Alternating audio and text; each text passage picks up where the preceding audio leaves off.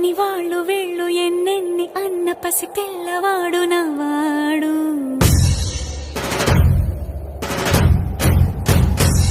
విడుముండోడు అని ఊరు వాడ అనుకున్న గాని మహారాజు నాకు నవ్వాడు.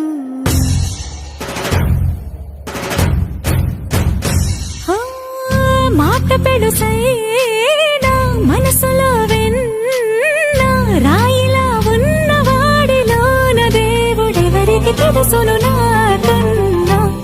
సూసేకి అగ్గిరవ్వ మాదిరే ఉంటా